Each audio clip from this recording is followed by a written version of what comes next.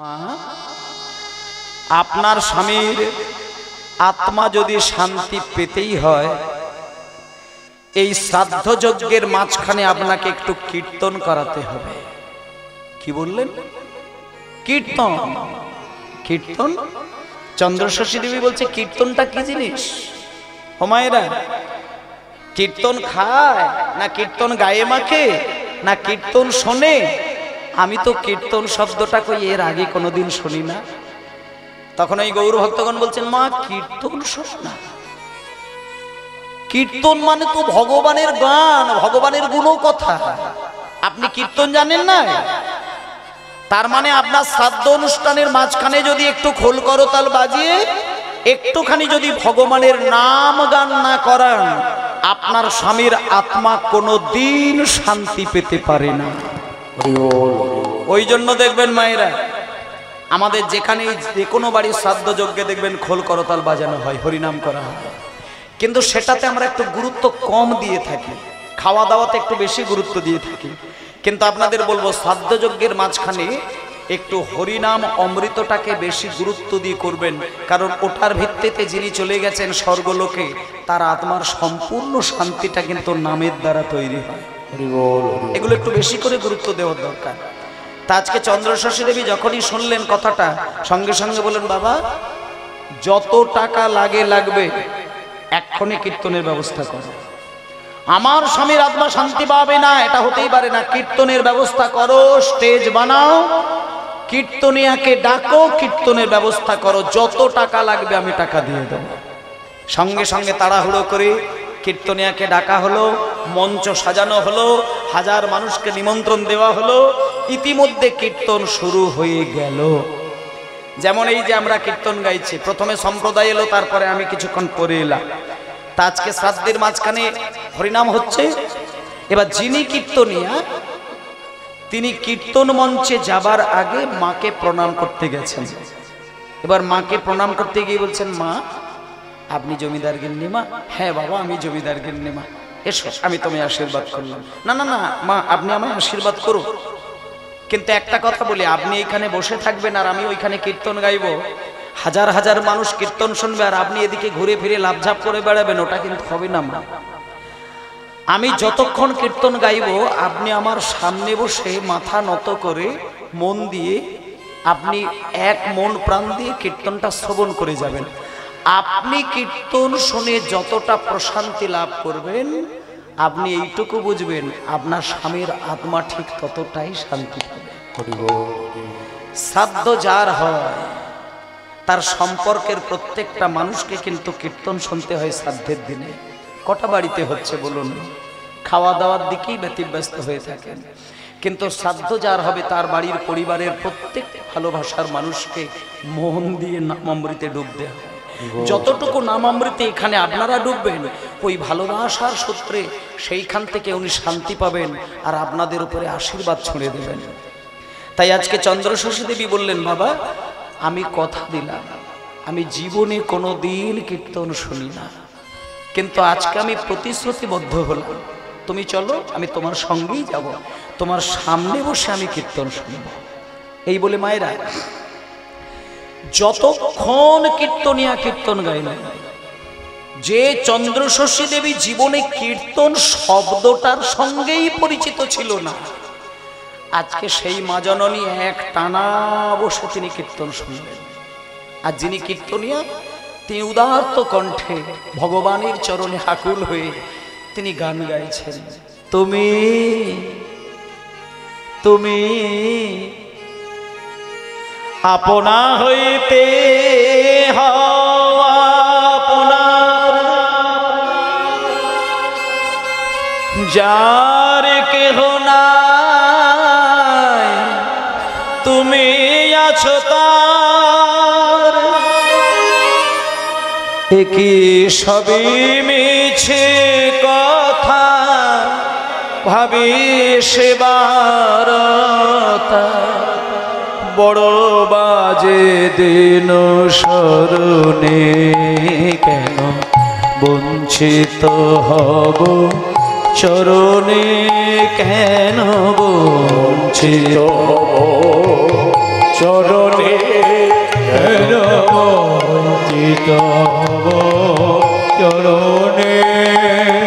কত আশা করে বসে আছি পাব জীবনে না হয় মরণে কেন বঞ্চিত হব চরণে কেন বঞ্চিত হব চরণে বঞ্চিত হব চরণে কেন বঞ্চিত হব চরণে কেন বঞ্চিত হব চরণে কেন বঞ্চিত হব চরণে।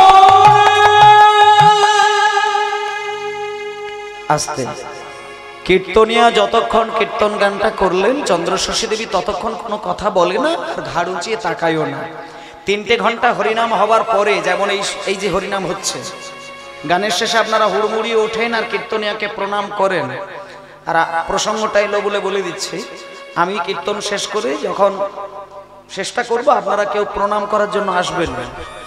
প্রণাম আমাকে করতে কেউ আসবেন না, যদি মনে হয় আপনারা একটু মাথায় হাত দিয়ে আশীর্বাদ করবেন, ছোট হলেও আশীর্বাদ করবেন, প্রণাম করবেন না। আমরা নিছক কীর্তন গাইবার জন্য ইচ্ছে প্রকাশ করেছি, কীর্তন গাইছি। আমরা কোনো আলাদা করে অসাধারণ কিছু ব্যক্তি নই। গান বাজনা ভালোবাসি, কথা বলতে ভালোবাসি, কীর্তন গাইতে ভালোবাসি, তাই গাইছি। কিন্তু আপনারা প্রণাম করবেন সে ক্ষমতা নেবার আমার ক্ষমতাই নেই। তাই পারলে সবাই একটু আশীর্বাদ করবেন, এটা আমার নিজস্ব কথাবার্তা। কে কোন কীর্তনিয়া কি বলেন, কিন্তু আমাকে কেউ প্রণাম করতে আসবেন না। হরিবল হরিবল নিতাই গৌর হরিবল। তো চন্দ্রশশী দেবী যতক্ষণ কীর্তন গান হলো ততক্ষণ মন দিয়ে শুনলেন। কীর্তন শেষ হয়ে যাবার পরে ব্যাস জমিদার গিন্নিমা ছুটে গিয়ে কীর্তনিয়ার চরণ দুটো জড়িয়ে ধরলেন।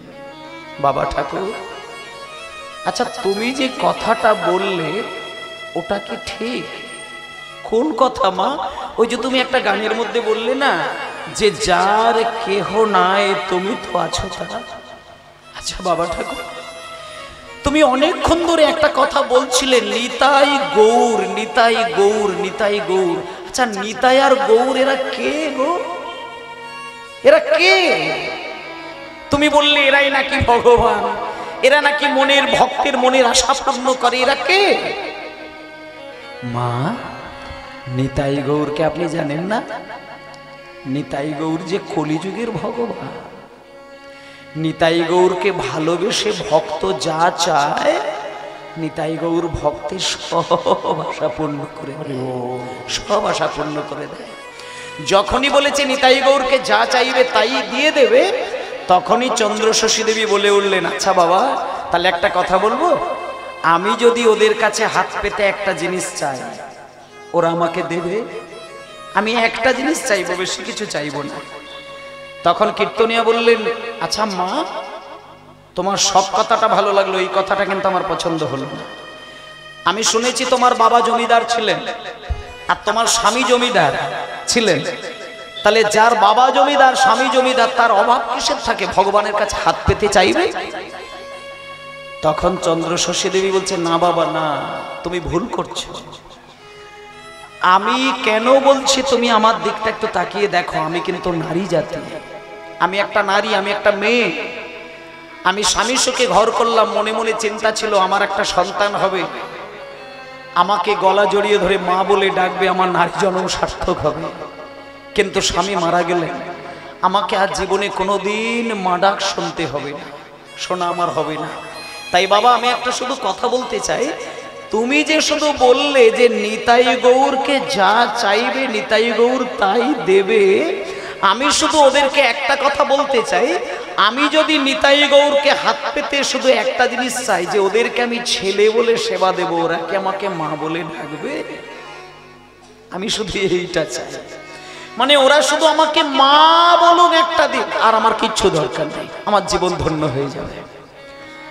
তখন কীর্তনিয়া বলছে, ও আচ্ছা আচ্ছা আচ্ছা, তার মানে তুমি বলতে চাইছো ভগবানকে তুমি ছেলে বানাবে, এই তো?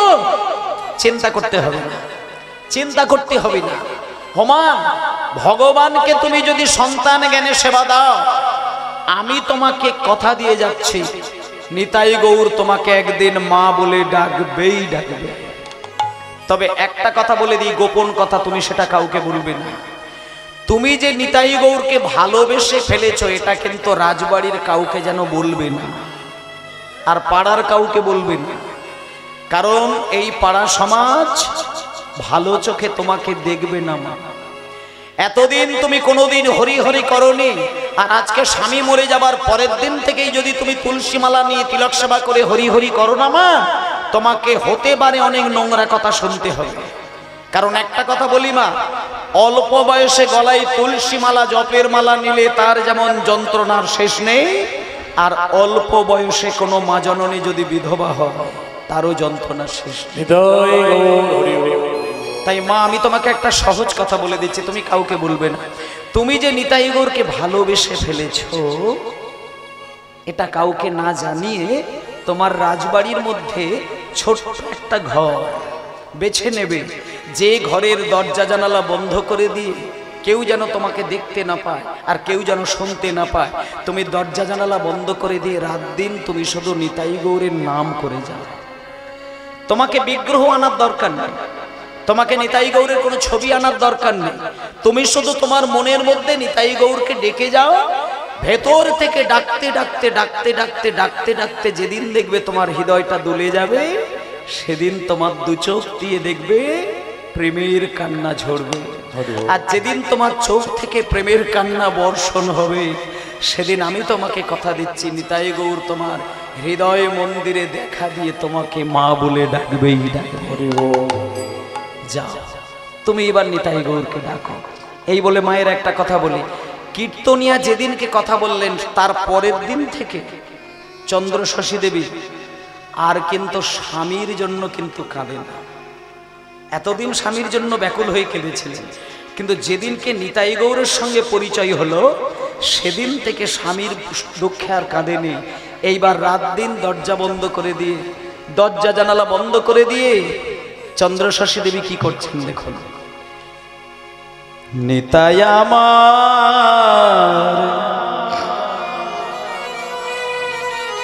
নিতাই আমার প্রাণ, এতটাই কোনো না, একটুখানিও নয়, স্বাভাবিক থাক। গৌর আমার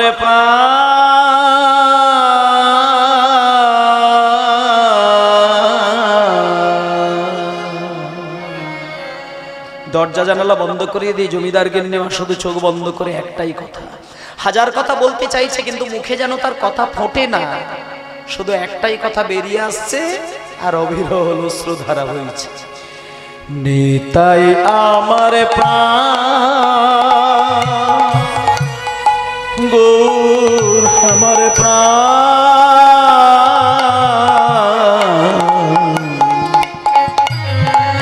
নিতাই আমার গৌর আমার প্রাণ, নিতাই আমার প্রাণ, গৌর আমার প্রাণ,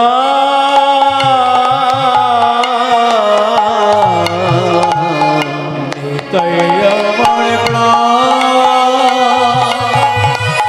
গৌরী আমার প্রাণ। ভক্তি ভরে ডাকলে পরে পুরাবে মনুষ্য, ভক্তি ভরে ডাকলি পরে পুরাবে মনুষ্য, তারে ভক্তি ভরে ডাকলে পরে পুরাবে মনুষ্য, ভক্তি ভরে ডাকলে পরে পুরাবে মনুষ্য। নিতাই আমার প্রাণ, গৌর আমার প্রাণ, নিতাই হে হরি হরি হরি হরি।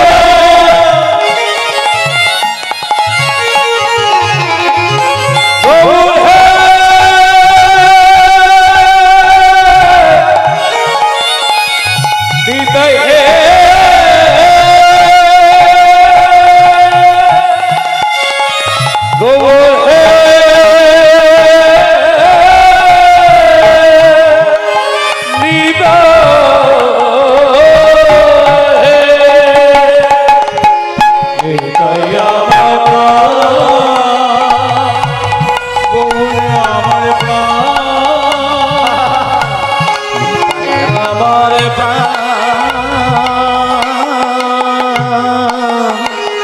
গৌর আমার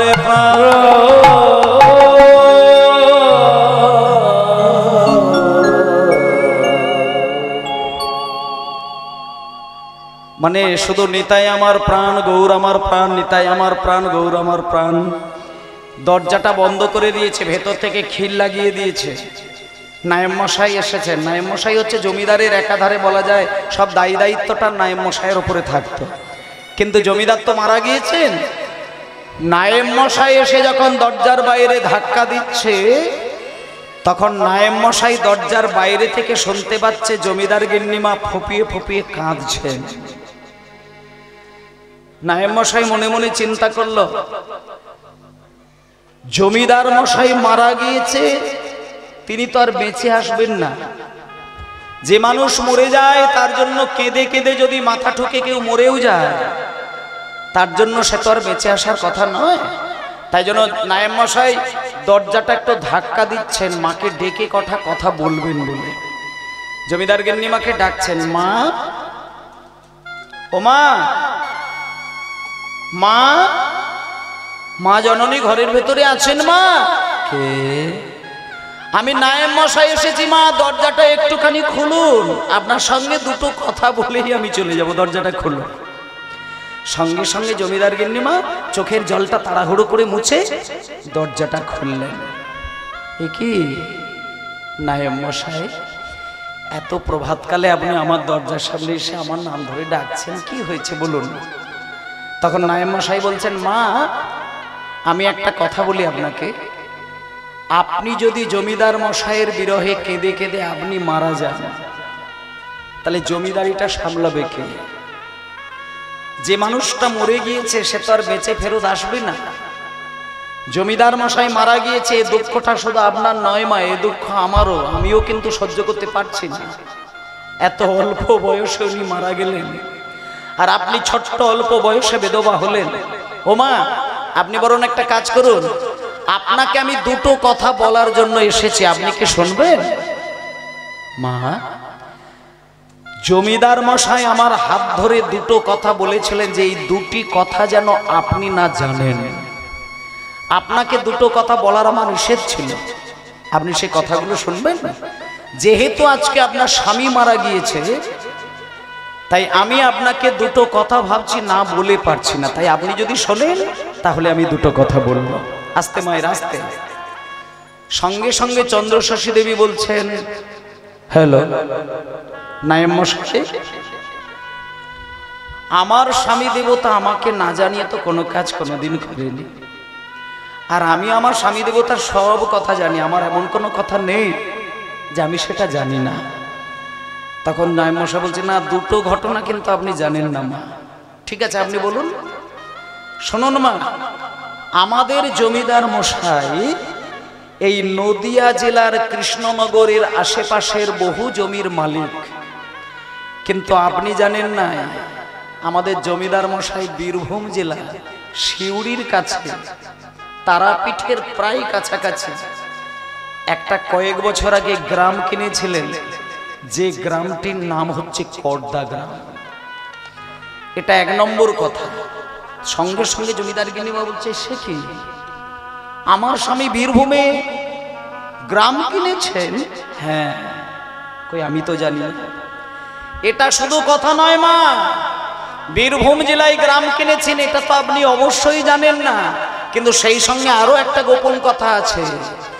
ওই কর্দা গ্রামের মানুষগুলো এত দুষ্টু, এত নোংরা, এতটাই খারাপ, 3 বছর হলো ওই গ্রামবাসীগণ আমাকে খাজনা দেয়নি।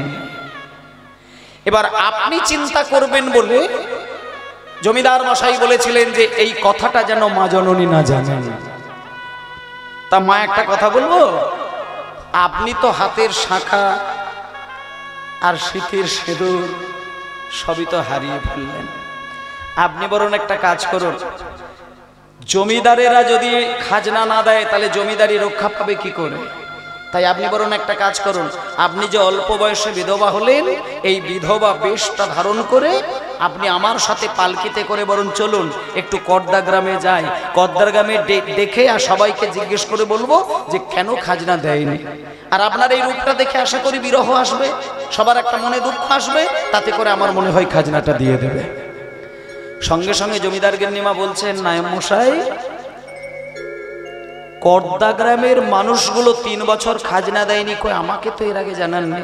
ঠিক আছে, পালকিটা বাইরে বার করুন, আমি এক্ষুনি যাব, আমি কিচ্ছু বলবো না। আমি শুধু গ্রামবাসীদের কাছে দাঁড়িয়ে হাত জোড় করে একটাই প্রশ্ন করব যে কেন তারা খাজনাটা দিতে পারে না, ব্যাস এইটুকু প্রশ্ন করে চলে আসবো, আর আমি তাদেরকে কিচ্ছু বলবো না। এই বলে মায়েরা পালকিটাকে সাজালেন, তার মধ্যে চন্দ্রশাসী দেবী বসলেন। আজকে যে লীলাটা আজকে যে পালাটা শুনছেন মায়েরা, এর সত্য ইতিহাসের ঘটনাটা যদি আপনারা প্রমাণ পেতে চান, আপনারা সেই জায়গাটা গিয়ে দেখে আসবেন। কোনো বানানো ঘটনা নয়, সত্য ইতিহাস। সঙ্গে সঙ্গে পালকির ভেতরে নায়েব মশাই আর জমিদার গিন্নিমা চলেছে। এবার আপনারা বলুন, পালকি কি করে যায়? পালকি কি নিজে থেকে যায় না কোনো মানুষ কাঁধে করে নিয়ে যায়? কাঁধে করে নিয়ে যায়। আর কাঁধে করে যারা পালকি বয়ে নিয়ে যায় তারা জানেন কি, এখানে অনেক কম বয়সী মায়েরা হয়তো জানেন না বা দেখেননি, কিন্তু যারা একটু বয়স্ক মা বাবা আছেন, দেখা যাবে এখানে অনেকেই আছে তারা পালকি করে হয়তো বাড়ি বা শ্বশুর বাড়ি এসেছে, হতে পারে। আর পালকি করে যারা বিয়ে করেছেন বা পালকি যারা চলতে দেখেছেন, তারা দেখবেন পালকি বাহক যারা হয়, সামনে 3 জন পিছনে 3 জন, কাঁধের ওপরে পালকিটাকে চাপিয়েছে, আর তারা দেখবেন ওই ছুটছে তালে তালে তালে তালে, দেখবেন একটা গুনগুনা গুনগুনা গুনগুনা, জোরে চলো গুনগুনা, আরো জোরে গুনগুনা, মানে একটা ঠিক ছন্দে ছন্দে ছন্দে ছন্দে ছন্দে ছন্দে একটা গান বানিয়ে নেয় আস্তে। এবার পালকি যখন নায়েব মশাই আর জমিদার গিন্নিমা বসেছে, ভেতরে জমিদার গিন্নিমা মাথা নিচু করে বসে আছেন, আর পালকি বাহকগণ একেবারে ছুটছে গুনগুনা গুনগুনা গুনগুনা গুনগুনা করতে করতে। এমন সময় জমিদার গিন্নিমা, মানে কিছুটা পথ গেছে, জমিদার গিন্নিমা পালকির ভেতর থেকে মুখটা বাইরে বার করে বলছে, ও বাবা, বাবা, আমি বলছি তোমরা ওই পালকিটাকে কাঁধের ওপরে নিয়ে যেতে গুনগুনা গুনগুনা গুনগুনা, এটা কি শব্দ গো? মানে গুনগুনা শব্দের মানেটা কি? তখন পালকি বাহকগণ বলছেন, ওমা, আমরা তো মূর্খ সূর্খ মানুষ, আমরা তো লেখাপড়া শিখি না, আপনি আমাদের কথা কেন কানে নিচ্ছেন? আপনি পালকির ভেতরে চুপটি করে বসে থাকো, কর্দা গ্রাম আসলে আপনাকে নামিয়ে দেবো, আপনি আমাদেরকে কোনো প্রশ্ন করবেন না। তখন জমিদার গিন্নিমা বলছে, না বাবা, আমি তোমাদেরকে ওই বুকে ব্যথা দিয়ে কোনো কথা বলতে চাইছি না, তোমরা মূর্খ, আমি পণ্ডিত, আমি এটা বলতে চাইছি না। আমি শুধু তোমাদের বলতে চাইছি, আমরা যখন মানুষ কুলে জন্ম নিয়েছি, এমন একটা শব্দ আমাদের জিহ্বায় উচ্চারণ করার দরকার, যেটা উচ্চারণ করলে আমাদেরও কল্যাণ হবে আর জগতেরও কল্যাণ হবে। মা, আচ্ছা, এমন কি শব্দ আছে পৃথিবীতে যেটা উচ্চারণ করলে আমার কল্যাণ হবে, জগবাসীর কল্যাণ হবে? হ্যাঁ, আছে, আমি সেটাই তোমাদের বলতে চাইছি। তোমরা তো গুনগুনা গুনগুনা করছো, আমি তোমাদের বলছি না যে ওটা বাদ দিয়ে দাও, তোমরা গুনগুনা গুনগুনা করো, কিন্তু গুনগুনা গুনগুনা করার আগে আমি একটা শব্দ বলছি, ওটাকে শুধু জুড়ে দিয়ে দেখো তো তোমাদের কেমন লাগে। তোমরা শুধু আমার শব্দটা জুড়িয়ে দিয়ে বলো, গৌর গৌর গুনগুনা, গৌর গুনগুনা, হরি হরি গৌর গৌর গুনগুনা, গৌর গৌর গুনগুনা, গৌর গুণ বিনা বলবো না, গৌর গৌর গুনগুনা, গৌর বিনা বলবো না, গৌর গৌর গুনগুনা, গৌর বিনা বলবো না, গৌর গৌর গুনগুনা, গৌর বিনা বলবো না, গৌর গৌর, গৌর গুণ বিনা বলবো না, গৌর গৌর গুনগুনা, গৌর গৌর বিনা বলবো না, গৌর গৌর গুনগুনা, গৌর বিনা বলবো না, গৌর গৌর গুনগুনা, গুণ বিনা, গুণ বিনা বলে বলতে হয়তো গৌর বলবো, গুণ বিনা বলবো না, হরি হরি গৌর বিনা বলবো না, গৌর বিনা বলবো না, গৌর বিনা বলবো না, গৌর গৌর গুনগুনা, গুনগুনা, গুনগুনা। নাচিতে নাচিতে তারা করিল গমন, নাচিতে নাচিতে তারা করিল গমন, নাচিতে নাচিতে তারা করিল গমন, বেঁচে যায়